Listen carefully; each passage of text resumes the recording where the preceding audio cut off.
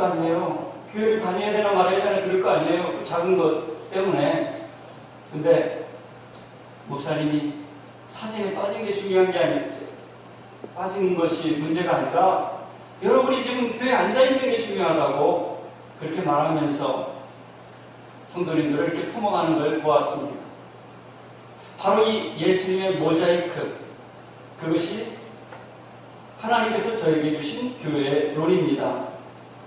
한 사람이 전부가 되는 교회가 아니라 각 사람이 자리를 차지하고 그 존재가 인정함을 받고 예수님의 작은 빛을 드러내는 그 사람, 어느 누구도 소외되지 않고 어느 누구도 무시되지 않는 청년이든 노년이든 가진 자든 가지지 않은 사람이든 배운 사람이든 배우지 않은 사람이든 다 각자의 자리가 인정되는 교회, 그 교회가 바로 제가 꿈꾸는 교회입니다. 한 사람이 독점하지 않는 각자의 목소리가 살아있는 그런 교회인 것입니다. 설교를 준비하면서 물어봤어요. 그 예수님 모자이크는 어떻게 만드는 겁니까? 프로그램을 컴퓨터로 해야 되는데요. 알려드릴까요? 필요하시면 연락 주세요. 그랬는데 우리 교회 성도님들 사진을 다 거둘 자신이 없어가지고 아직 실행할 마음은 있지 않습니다. 다만 구역 모임을 하든 우리가 예배를 드리든 여러분의 자리가 있다는 것이죠. 여러분의 목소리가, 여러분의 색깔이 인정되는 교회, 존중받는 교회, 바로 그런 교회, 주님이 기뻐하시는 교회를 우리가 만들어 가고자 하는 것입니다. 사람은 홀로 살 수 없습니다. 결혼도 해야 되고 교회나 사회, 나라의 공동체에 속해야 됩니다. 그래야지만 자기 자리가 주어지는 겁니다. 왜 나라가 번성해야 됩니까? 우리 권익을 보호하기 위해서입니다. 왜 교회가 잘 되어야 됩니까? 교회가 평안해야지 우리 심령이 평안하고 하는 일이 형통하게 되기 때문입니다. 따라서 개인도 중요한데 이 개인이 살려면 공동체라는 좋은 우물이 있어야 그 우물을 함께 맑은 우물을 떠 마셔야 한다는 것입니다. 그런데요, 결혼을 하든 교회를 다니든 이 세상에는 유토피아가 없습니다. 이상적인 공동체가 없습니다. 어떤 사람이 하도 교회가 마음에 안 들어가지고 마음에 드는 교회가 있는지 귀를 쫑긋 세우다가 아주 좋은 교회가 있다고 소문을 듣고 그리고 결단하고 그 교회에 등록하였습니다. 그 사람이 등록한 다음부터 교회가 완전하지가 않았습니다. 완전한 교회를 찾으려고 가는 순간, 자기가 가는 순간 완전하지 않다는 것을 발견하게 됩니다. 우리는 가정이든 교회든 세 가지 환상을 가지고 있다고 해요. 세 가지. 첫째는 결혼하면, 교회 가면 위로를 받을 것이다. 이게 환상이에요. 위로 못 받을 수 있어요.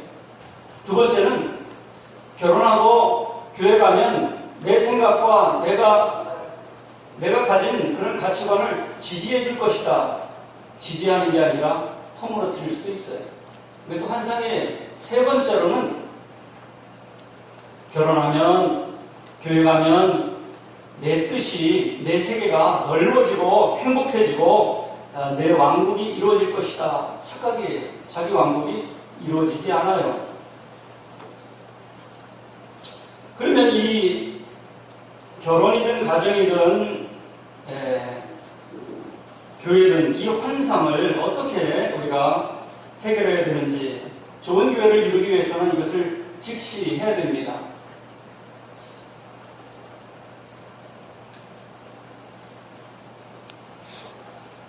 첫째는 위로받으리라는 환상에 대한 것입니다. 교회는, 공동체는 위로받는 곳이 아니라 헌신하고 어려움을 함께 극복해가면서 공동체가 되는 것입니다. 결혼하고 교회를 들어가서 뭔가 그냥 회원권, 내가 회비를 냈으니까 뭔가 혜택을 받으리라. 그건 공동체가 아닙니다. 그건 백화점이지 공동체가 아닙니다. 공동체는 함께 헌신하고 함께 아파하고 함께 만들어가는 것입니다. 그게 먼저입니다. 이를 위해서 잘못을 함께 인정하고 바로잡아 가야 되고 상처를 치유해 가야 되고 서로 존중하고 경청하고 섬기며 축복해야 해가야 하는 것입니다. 그게 가정이고 교회인 것입니다. 두 번째로는 내 생각이 지지받고 내 가치관이 인정받으리라 하는 환상입니다. 이 세상에는 완벽한 이상적인 공동 모임이 있을 수가 없기 때문에 사람이 모이는 곳에 갈 때마다 자기와 안 맞는 사람이 나타나고 소위 말하는 충돌이 일어납니다. 충돌이. 마음에 보이지 않는 충돌이 일어나고 마음이 상하게 됩니다. 그러면서 우리가 알아야 될 것은 가정이나 교회나 공동체를 통해서 세상이 다 나 같지 않구나 하는 것을 세상에 대해서 알아가고 나에 대해서 알아가게 됩니다. 특별히 나의 한계를 알아가고 문제점을 알아갑니다. 이 과정을 통해서 나만 내 생각만 중요한 게 아니라 상대방이 필요하구나 하는 것을 알아가는 것이 공동체입니다. 세 번째로 내 세계가 확장되리라는 것은 환상입니다. 그리고 내가 사람들을 내가 원하는 사람으로 만들어 가려고 하는 것도 착각입니다. 사람들을 내가 원하는 사람으로 만들 수도 없고요. 내가 원하는 사람은 고를 수도 없어요. 우리가 이 자리에 모여 있지만 이 자리에 누가 다른 사람이 왔어요. 이 선물로 주어진 것이지 우리가 선택할 수 없는 거예요. 저는 이 시간 고백합니다. 제가 여러분을 만나는 것은 제가 선택한 것이 아니라 하나님께서 주신 선물임을 고백합니다. 하나님의 은혜임을 고백합니다. 우리가 자녀를 만난 것도 그런 자녀, 그런 배우자 하나님의 은혜이지요. 하나님의 선물이죠. 내가 원하는 그런 자녀를 만들 수 없어요. 먼저 공동체를 이루려면 하나님의 은혜를 우리가 인정해야 됩니다. 상대방은 하나님께서 선물로 은혜를 주어진 것이고 은혜는 그냥 받아야 되지 따지면 안 되는 거예요. 우리 옆 사람과 한번 인사 나눌 때 당신은 하나님이 주신 선물입니다. 이렇게 인사 나누시기 바랍니다. 당신은 하나님이 주신 선물입니다. 당신은 하나님의 은혜입니다. 또 인사 나누시기 바랍니다. 당신은 하나님의 은혜입니다. 여러분, 어떤 모임에 들어가서 내 마음에 드는 사람을 찾으려는 모임에 기대하지 마세요. 왜냐? 좋은 것 같죠? 마음에 드는 사람끼리 모이면 두 가지 문제점이 있어요. 자극을 안 받아요. 틀린 것도 말해주는 사람이 없어요. 다 똑같으니까. 두 번째는, 더 큰 문제는 성장이 안 돼요. 맨날 10년, 20년 가도 똑같아요. 성장이 안 돼요. 저는 목회를 하면서 목사님 이건 왜 그런 겁니까? 이렇게 물을 때 좀 뜨끔뜨끔하고 힘들어요. 또 따지는 것 같아가지고 힘들어요. 근데 제 아내가 그렇게 말합니다. 그렇게 문제를 물어야지 당신이 기도도 하고 생각을 할 거 아니냐. 네, 그렇습니다. 그렇게 생각해보니까 이렇게 긴장할 게 아니라 문제를 제기하고 질문하면 기도해보면 되고 또 그게 제가 못 푸는 일이면 또 하나님이 원하시는 일이면 하면 되고 그렇게 하면 되겠다. 내가 생각이 다르다고 지금 나를 무시하나 그렇게 생각할 필요가 없겠다. 왜냐하면 하나님이 붙여준 이유가 다 있을 거 아닙니까? 여러분 부부싸움 잘하고 계시죠? 부부싸움 잘해야 돼요. 왜냐하면 부부싸움을 통해서 내가 보지 못하는 나를 볼 수 있어야 돼요. 그건 하나님의 은혜인 거예요. 은혜. 하나님의 저주가 아니라 은혜인 거예요. 그래가지고 내 모습을 보는 거예요. 그러면서 그래서 서로 다른 부부가 서로 다른 사람이 가정을 이루고 교회를 이루는 거예요. 이게 공동체란 말입니다. 내 뜻대로 안 된다고 코미디처럼 저는 부인이 죽었으면 좋겠어요. 이런 코미디가 왜 나오니까 자기 뜻대로 안 된다는 거예요. 자기 뜻대로. 그러나 이 세상은 어차피 내 뜻대로 되는 세상이 아닌 것입니다. 그래서 서로 다르지만 성장하면서 같은 관점을 더 좋은 길을 찾아가는 과정에 있는 것이죠. 그래서 우리가 가정이나 교회에서 기도할 게 있습니다. 예수님의 기도예요. 예수님이 십자가를 대하면서 그 고난을 누가 가고 싶겠어요? 예수님께서 할 수만 있거든 이 잔을 내게서 멀게 하옵소서. 하나님께 원하는 걸 간구합니다. 그러나 내 뜻대로 마옵시고 아버지의 뜻대로 이루어지이다. 다 원하는 바가 다 있습니다. 그러나 우리가 마지막 원하는 것은 내가 원하는 건 이것인데 그러나 하나님의 뜻이 우리 공동체에 이루어지기를 기도합니다.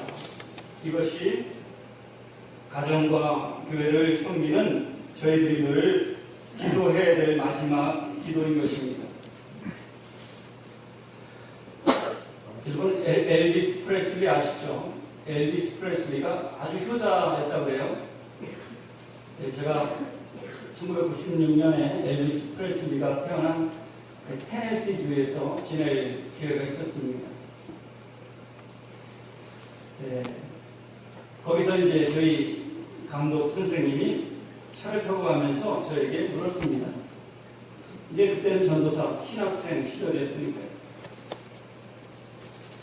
나는 어떤 목회를 하고 싶은가 물었을 때 선생님 앞이니까 제가 거짓말할 이유가 없고 솔직하게 얘기했습니다. 목회를 하는데 별 땡기지가 않아요. 왜 그렇게 생각하는가 물었습니다. 교회를 보니까 몸집만 커지고 사람들을 계몽시키고 탁월하고 충만하게 만드는 게 아니라 내가 볼 때는 세뇌시키고 바보를 만드는 것 같습니다. 그럼 네가 원하는 목회는 뭐냐? 제가 원하는 목회는 요한복음 3장 8장 32절처럼 진리를 알지니 진리가 너희를 자유케 하리라. 사람을 진정 죄로부터 편견으로부터 자유하게 하는 자신의 이기시험으로부터 자유하게 하는 자유인을 만들고 싶습니다. 그때 선생님이 저에게 하신 말씀이 아무것도 할 줄 모르는 저에게 굉장히 큰 충격이었습니다. 그럼 네가 그런 목회를 개척을 하면 될 거 아니야? 내가 너를 지지해주고 도와줄 테니까 남을 비난하지 말고, 그 얘기는 안 했지만 남을 비난하지 말고 네가 그런 교회를 목회하고 세워가면 될 거 아니야.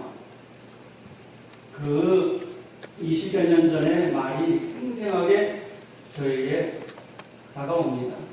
여러분에게도 적용되는 것 같습니다. 교회가 문제가 있죠. 교회가 뭐 이래? 이런 것도 없고 저런 것도 없고 왜 이래? 그럼 자기가 헌신해서 만들어 가십시오. 이사야 6장에 나라가 망할 때 하나님 성전에 나와 기도하는데 하나님의 보좌에서 영광스러운 모습이 보이면서 말씀하시기를 내가 누구를 보낼고 누가 나를 위해서 갈까? 누가 내 일을 할까? 물을 때 이사야가 말씀했습니다. 죄를 보내십시오. 그러지 않고 주여 내가 여기 있나이다. 나를 보내소서. 이 교회 이런 거 누가 하는 거야? 좀 누가 좀 하지. 누가 할까요? 주님께서 말씀하십니다. 누구를 보낼까? 그때 우리는 뭐라고 해야 되겠습니까? 주님, 제가 그게 보이는데 제가 해야 되겠네요. 제가 헌신해야 되겠네요. 공동체는 만들어가는 것이지 비난하는 것이 아닙니다. 어려운 여건에서도 그걸 만들어가고 할 수 있는 길을 열어가야 되는 것이죠. 오늘 예배소 교회는 굉장히 전통적이고 훌륭한 교회입니다. 사도 바울이 2년 동안 세운 교회죠. 그리고 사도 바울과 아볼로 이런 대단한 사람들이 목회했던 전통적인 교회입니다. 똑똑한 사람들이 모였고요. 그리고 총명한 사람들이 모였습니다. 그런데 이 교회 문제는 똑똑하고 총명한데 행복하지는 않고 덕이 되지는 않는 그런 현상이 일어나고 있었습니다. 요한계시록을 보면 너희들이 참 훌륭하고 열심이다. 그런데 처음 사람을 잃어버렸다. 사랑이 없는 거예요. 은혜가 없는 거예요, 교회에. 그리고 문제점은 회개할 거라고 우리가 뭐 회개할 게 있어? 회개할 게 없는 줄로 착각을 했어요.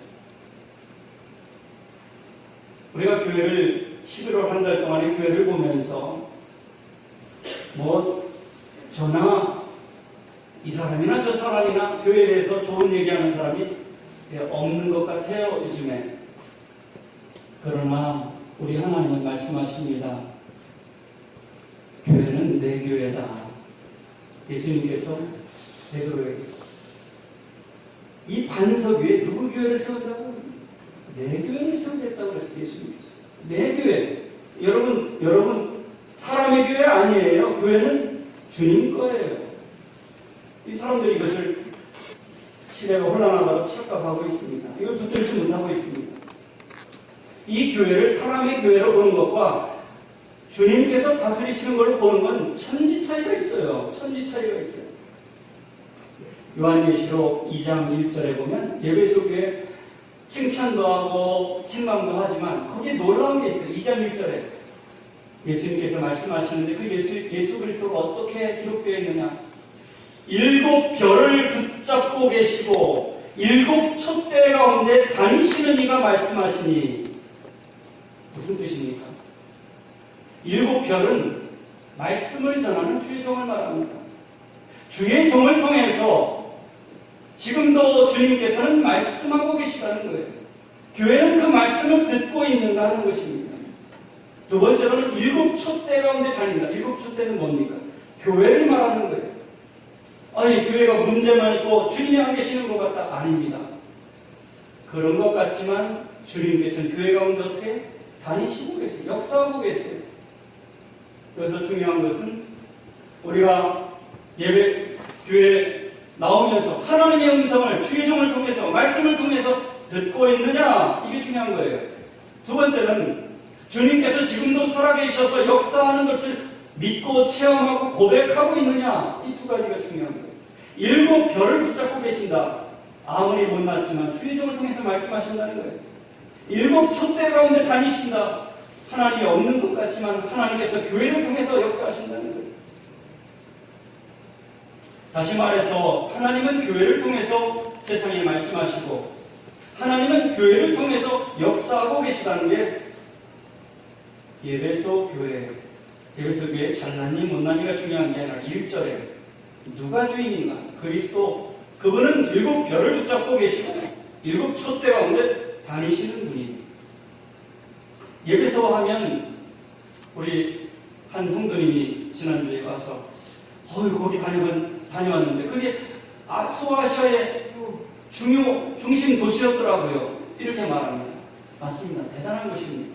에베소 거의 로마를 방불케 할 정도로 거기에 모든 문화가 집결되어 있습니다. 에베소에 두란노 서원, 우리 한국에도 있지만 두란노 서원이 에베소에 있습니다. 그리고 에베소에 아데미 신전이 아테네와 로마를 방불케 하는 신전이 있는 대단한 곳입니다. 이 에베소에 성령 세례를 받게 되었습니다. 아볼로를 통해 성령 세례를 받고 또 사람들이 말씀을 깨닫고 변화가 일어났는데 얼마나 이 점치는 거 마술이 유행인지 마술책들을 다 가지고 나왔어요. 불살랐는데 그 값이 성경에는 은 5만. 잘못된 우상 숭배를 불살랐는데 은 5만. 우리 돈으로 환산하면 얼마일까요? 은 5만.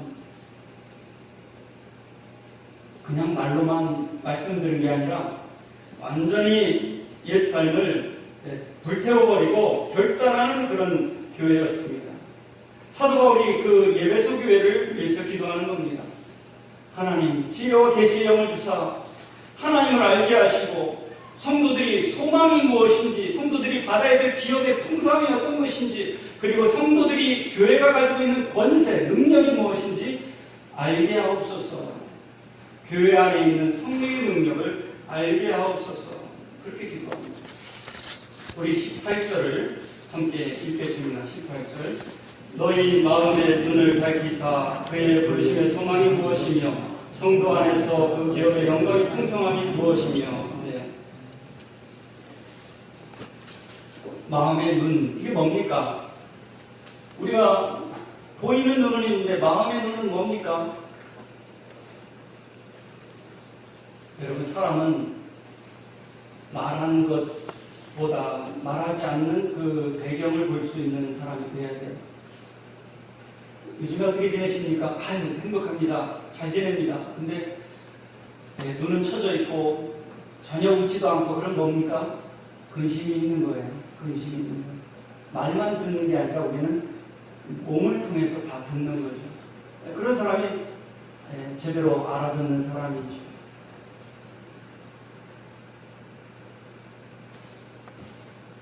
마음의 눈, 마찬가지입니다. 눈으로 보는 것도 똑바로 봐야 되지만 보이지 않는 것까지 볼 수 있는 눈이 필요한 것입니다. 그 마음의 눈을 밝혀달라, 눈을 열어달라, 눈을 뜨게 해달라 이것입니다. 우리 성도님들은 성경이라는 객관적인 역사와 성령님이라는 주관적인 적용, 그걸 깨닫게 하시는 성경과 성령님의 역사가 균형을 이루면서 신앙생활을 합니다. 성경 공부를 많이 해야 합니다. 그런데요, 소가 되새김질하듯이 말씀을 되새겨야 돼요. 그래야지 마음의 눈이 열리게 됩니다. 그러니까 묵상이 굉장히 중요합니다. 저는 이렇게 비유할 수 있습니다.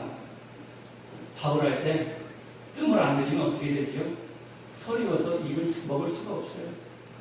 하나님의 말씀을 많이 듣고 읽고 거기서 끝나면 안 돼요. 그 말씀을 묵상할 수 있어요. 내 것으로 삼아야 돼. 나에게 주시는 양식으로 받아 먹어야 돼. 묵상이 아주 중요합니다. 묵상이. 생각해야 됩니다. 말씀을. 뜸을 들여야 됩니다. 소화를 시켜야 됩니다. 그래서 그리스도가 교회의 머리가 되시고, 그 그리스도가 누구십니까? 하나님께서 십자가에 죽으신 예수님을 3일 만에 성령으로 일으키셨습니다. 그 성령님이 예수님 안에서, 죽은 예수님 안에서 역사하십니다. 근데 그 성령님이 어디 계십니까? 지금 예수님을 일으킨 성령님이 교회 안에서 역사하신다. 그게 바로 예배소의 말씀이에요. 그걸 깨달으라 이겁니다. 마음의 눈을 밝혀주시사 그 능력을 깨닫게 하옵소서. 우리가 19절부터 22절까지 저와 성도님들이 다시 교독하겠습니다. 19절부터. 여기 능력이라는 말이 나오는데요. 이 능력에는 에네르기아, 다이나마이트, 크락수스, 권세, 인권, 물권, 영권이 다 포함되어 있는 거예요. 이 능력을 주셨는데 이거를 깨달아 알게 하옵소서, 그런 뜻입니다. 19절부터 제가 읽겠습니다.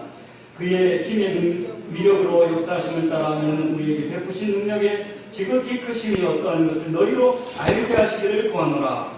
그의 능력이 그리스도 안에서 역사하사 죽은 아들 가운데서 다시 살리시고 하늘에서 자기의 오른편에 앉히사 다 같이요. 모든 통치와 권세와 능력과 주권과 이 세상뿐 아니라 온 세상에 일컫는 모든 이름에 뛰어나게 하시고, 바로 그 뛰어나신 그리스도가 교회의 주인이란 말이죠. 우리가 다 힘이 없는 사람이라도 좋아요. 다윗과 골리앗이 싸울 때에 사람들은 다 졌어요. 거기 골리앗을 이길 사람이 없어요. 근데 한 사람은 다윗이 이겼잖아요. 이 땅에 영적인 싸움에 승리할 수 있는 능력이 있는 사람은 아무도 없어요. 예수님밖에 없어요. 근데 그 예수 그리스도가 교회의 머리시라는 얘기예요. 우리는 다 헛발이에요. 그 대장 되신 예수님 한 분을 가지고 있는 거예요.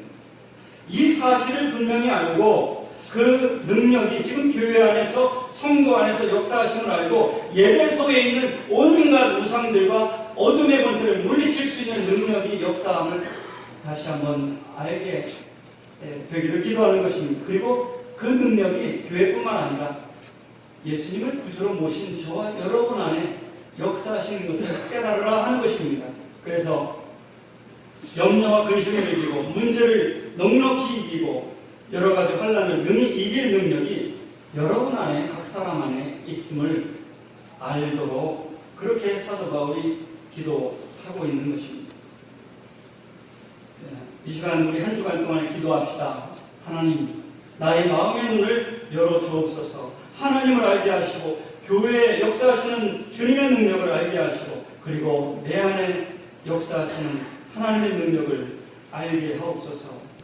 여러분, 하나님께서 여러분에게 은사를 주셨어요. 지혜를 주셨어요. 은혜를 주셨어요. 그걸 잘 아시기를 바랍니다.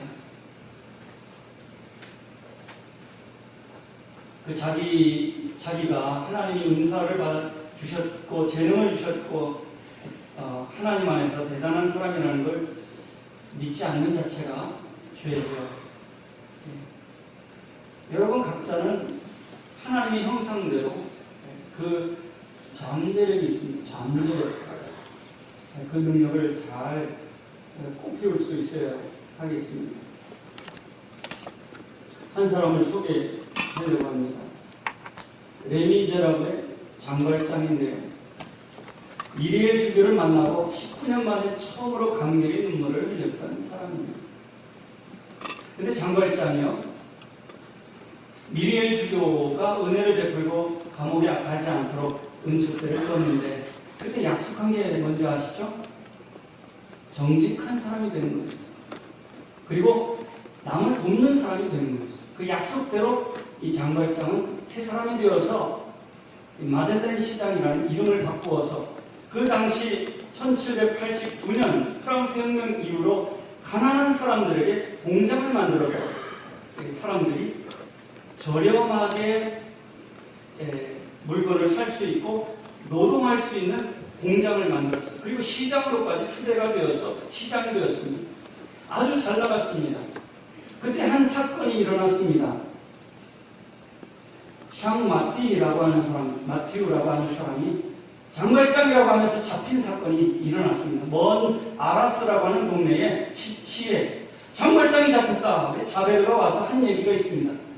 장발장이 잡혔습니다. 장발장이 앞에 있는데 여러분 같으면 어떻게 하시겠습니까? 장발장 내 대신에 누군가 잡혀가지고 그 사람 감옥 가고 나는 좋은 일 하면 됩니다. 감옥 가는 게 아니라 사형을 받을 거예요. 그 사람은 죽고 내가 잘 살면 됩니다. 어떻게 하면 되겠습니까? 근데 그 주교하고 약속한 게 뭐라고요? 정직이었습니다. 아니 내가 있어야지 그 가난한 사람들, 내친분들 직장을 제공하고 가정을 먹여 살릴 수 있어요. 거기서 하루 종일 갈등합니다. 마들렌 시장이 밤새도록 한숨도 자지 못했습니다.